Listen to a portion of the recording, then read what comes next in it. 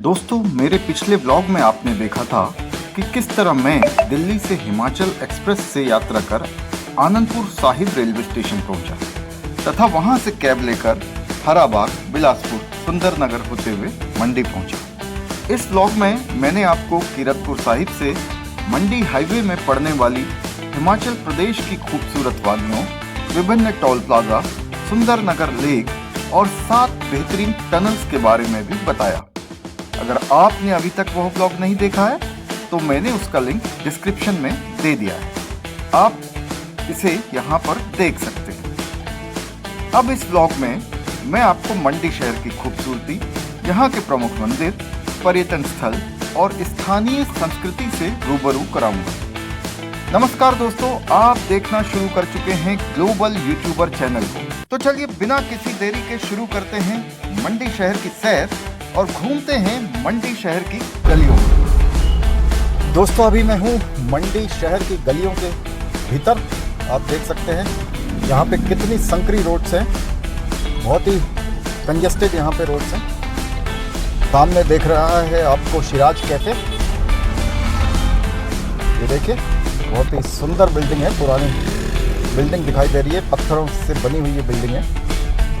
और ये यहाँ पे नगर निगम मंडी का ऑफिस है और ये एक रोड यहाँ से ऊपर को जा रही है और ये सामने आपको दिख रहा है शिराज कैफे और सामने है मंडी का एक पेट्रोल पंप और यहीं पे है प्राचीन सिद्ध काली माता मंदिर और यहाँ पे एक टैक्सी स्टैंड भी है। ये यहाँ पे आपको बहुत सारी टैक्सीज मिल जाएंगी। यदि आप मनाली या कुल्लू की ओर जाना चाहते हैं तो मंडी के इस टैक्सी स्टैंड से आप टैक्सीज ले सकते हैं। और यहीं पे एक माया होटल भी है, मेफेयर होटल, माफ़ कीजिएगा। ये आपको मैं दिखा रहा हूँ मंडी शहर के भीतर का नज़ारा। आज धूप तेज खिली हुई है और मौसम थोड़ा गर्म है यहाँ पे। ये देखिए, और जो ये मंडी शहर है इसे छोटी काशी भी कहा जाता है और यहाँ पे आपको काफ़ी संख्या में जो है मंदिर देखने को मिल जाएंगे। ये एक छोटा सा ब्रिज बना हुआ है। ये कौन सी नदी है? ये एक व्यास नदी पे ब्रिज बना हुआ है और उसको क्रॉस करके हम जा रहे हैं उस पार। ये देखिए व्यास नदी का एक व्यू और सामने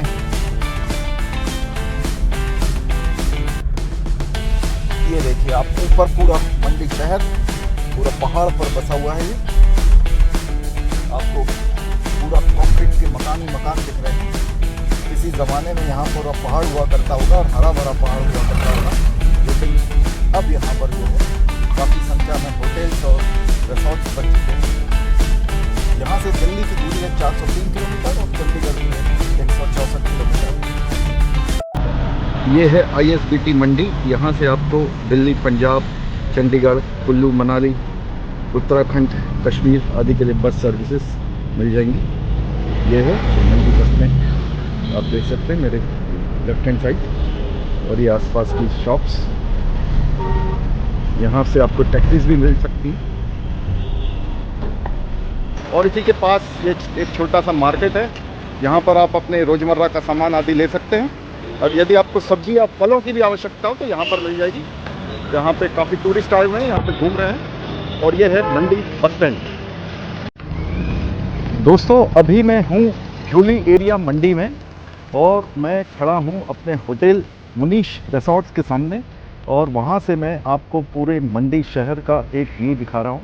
ये देखिए नीचे है मंडी शहर और ये मैं हूँ झूली एरिया में, ये देखिए।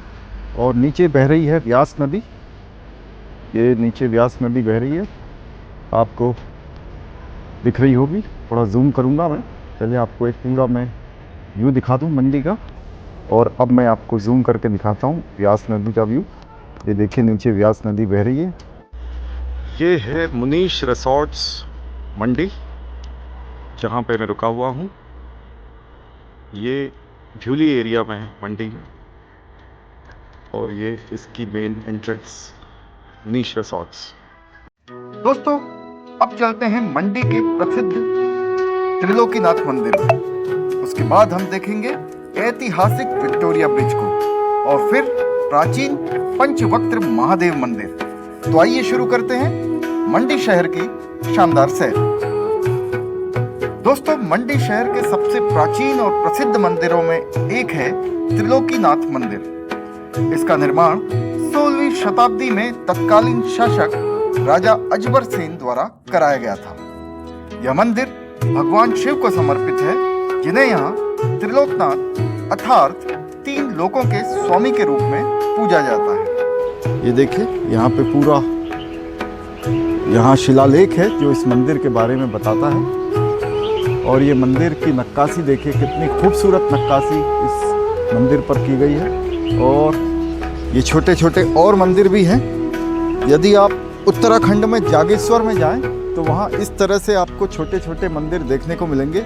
उसी प्रकार से मंदिर यहाँ पर भी है। यहाँ पे कुछ मंदिर जो है नष्ट हो चुके हैं, लेकिन उनके अवशेष बाकी हैं। मंदिर की सबसे बड़ी विशेषता इसकी अद्भुत शिखर शैली की वास्तुकला और पत्थरों पर की गई सुंदर नक्काशी है। यह मंदिर मंडी की समृद्ध सांस्कृतिक और धार्मिक विरासत का प्रतीक माना जाता है।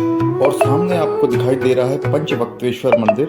एक बार जूम करके दिखाता हूँ। यदि आप पंचवक्तेश्वर मंदिर को ध्यान से देखें तो आपको यह उत्तराखंड के केदारनाथ में भगवान शिव का जो मंदिर है उसकी ये प्रतिकृति दिखाई देगा। बिल्कुल वैसा ही मिलता जुलता है मंदिर है जो यहाँ सुकेती और व्यास नदी के संगम पर इस मंदिर को बनाया गया है। दोस्तों, मेरे बाईं ओर से जो नदी बह रही है वो है व्यास नदी, और मेरे दाहिनी ओर से जो नदी बह रही है वो है सुकेती नदी। और इन दोनों नदियों का संगम यहाँ पे हो रहा है। और इसी संगम के तट पर ये 2 मंदिर यहाँ पर स्थापित हैं। यहीं पे सामने जो आपको एक स्टील ट्रस ब्रिज दिख रहा है वो है विक्टोरिया ब्रिज। थोड़ी देर में हम जाएंगे विक्टोरिया ब्रिज पे। ये देखिए, वो एक सीमेंट वाला ब्रिज दिख रहा है। उसके सामने जो दूसरा ब्रिज दिख रहा है वो है विक्टोरिया ब्रिज, जिसे यहाँ के महाराजा ने बनाया था। और इस ब्रिज का नाम जो है विक्टोरिया ब्रिज क्वीन विक्टोरिया के सम्मान स्वरूप रखा गया था। अब चलते हैं मंडी के ऐतिहासिक विक्टोरिया ब्रिज की ओर। इस पुल का निर्माण 1905 के आसपास ब्रिटिश शासनकाल में किया गया था और इसका नाम ब्रिटेन की महारानी विक्टोरिया के सम्मान में रखा गया था। यह पुल व्यास नदी पर बना हुआ है और वर्षों तक मंडी शहर के दोनों हिस्सों को जोड़ने का प्रमुख मार्ग रहा है। दोस्तों, मैं आ चुका हूँ क्वीन विक्टोरिया ब्रिज मंडी में। चलिए चलते हैं और आपको दिखाते हैं इस ब्रिज का एक व्यू। आइए चलिए मेरे साथ।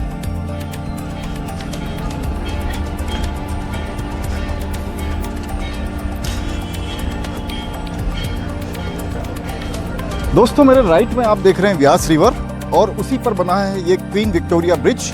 इसे सन 1920 में यहाँ के महाराजा द्वारा बनाया गया था और इसका नाम क्वीन विक्टोरिया ब्रिज इसलिए रखा गया क्योंकि जो उस टाइम इंग्लैंड की क्वीन थी उसका नाम था विक्टोरिया, और उन्हीं के सम्मान में इस विक्टोरिया ब्रिज को बनाया गया था। आप देख सकते हैं इसकी स्टील रोप्स कितनी स्ट्रॉन्ग है। ये बहुत ही स्ट्रॉन्ग स्टील रोप्स हैं। इस पर ये बारबेड वायर लगा दिया गया है ताकि लोग इसमें चढ़े नहीं।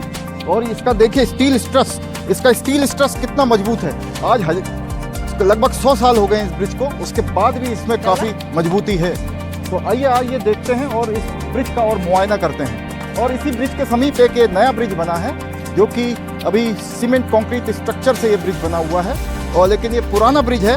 इस ब्रिज में उस वक्त गाड़ियाँ भी जाती थी, व्हीकल्स भी अलाउड थे, लेकिन आज जो है इस ब्रिज को सिर्फ पैदल यात्रियों के लिए खोला गया है। पैदल यात्रियों के अलावा यहाँ पे अन्य कोई गाड़ी या वाहन इस ब्रिज पर नहीं जा सकता है। तो देखिए, ये इस मंडी शहर की एक विरासत है और इसको संजो कर यहाँ के लोगों ने रखा गया है। मंडी प्रशासन ने इस ब्रिज को यहाँ पर संजो कर रखा है।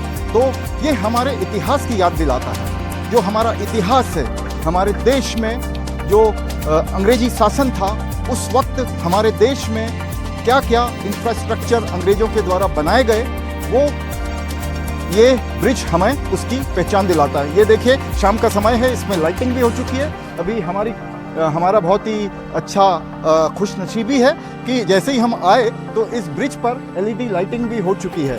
तो आप सब इस ब्रिज की इस लाइटिंग का आनंद लीजिए, इस ब्रिज का आनंद लीजिए और हमारे इतिहास के बारे में जानिए। और ये ब्रिज का इतना पुराना स्ट्रक्चर होने के बाद भी इतना स्टील इसका बिल्कुल वैसा का वैसा ही है और अभी भी ये ब्रिज को लगभग 100-200 साल कुछ नहीं होने वाला है। ये ब्रिज 100-200 साल तक इसी प्रकार रहने वाला है। तो ये था क्वीन विक्टोरिया ब्रिज जो कि यहाँ मंडी में है और ये दिखाने के लिए मैं आपको आज यहाँ मंडी शहर में आया हूँ। यदि आपको मेरा ब्लॉग पसंद आ रहा हो तो मैं आपसे अनुरोध करूँगा कि आप मेरे चैनल ग्लोबल यूट्यूबर को लाइक, शेयर और सब्सक्राइब करें।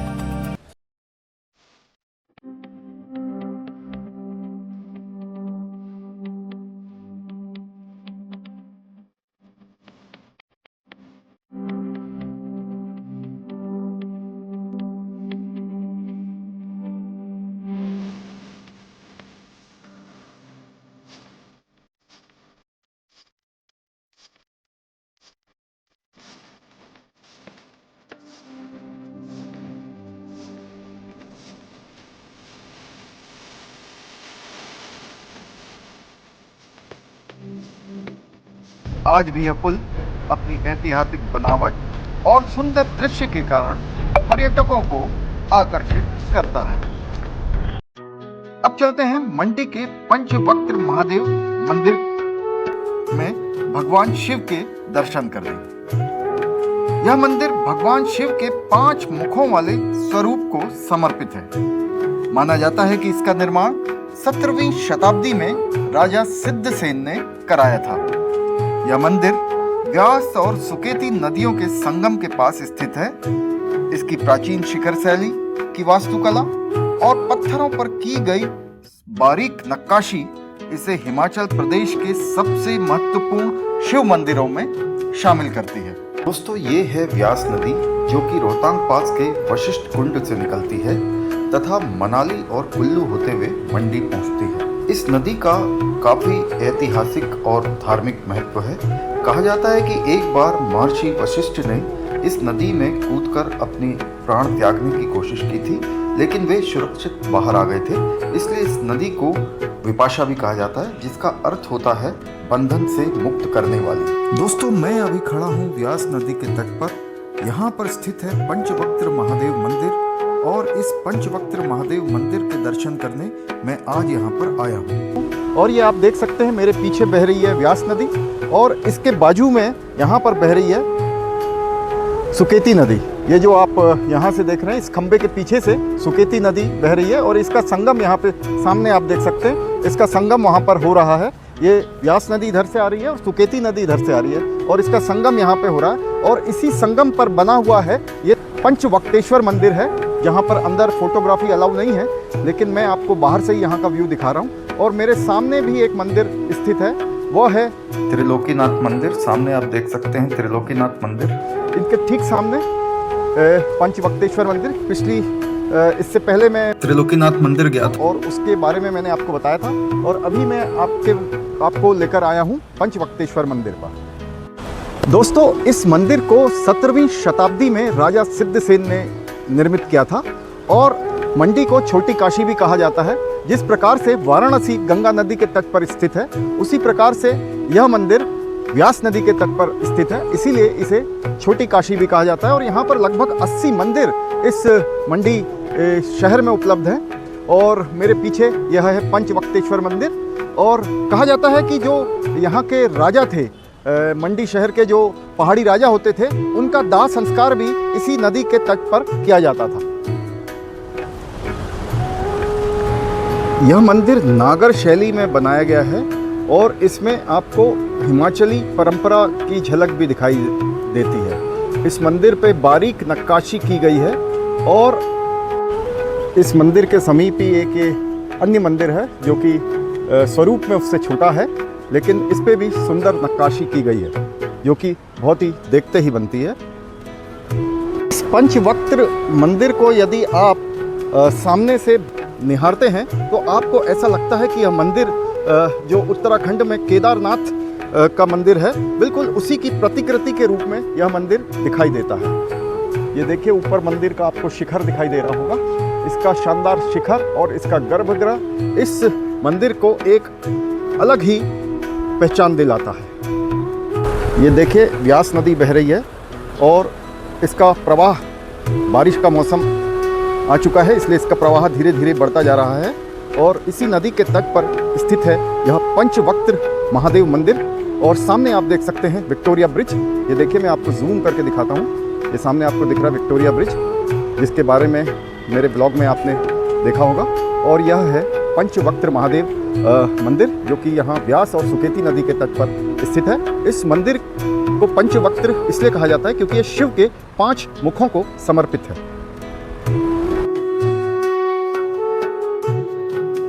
दोस्तों, कहा जाता है कि जब भी वर्षा ऋतु में इस व्यास नदी पर बाढ़ आती है तो वर्षा का पानी जो है मंदिर के कपाट तक यहाँ तक आ जाता है। यहाँ चौखट को स्पर्श कर, महादेव के चरणों को स्पर्श कर बाढ़ का पानी धीरे धीरे आगे चला जाता है। और कभी भी ऐसा नहीं हुआ है कि बारिश आने पर इस मंदिर में पानी इतना आ गया हो कि यह मंदिर डूब जाए।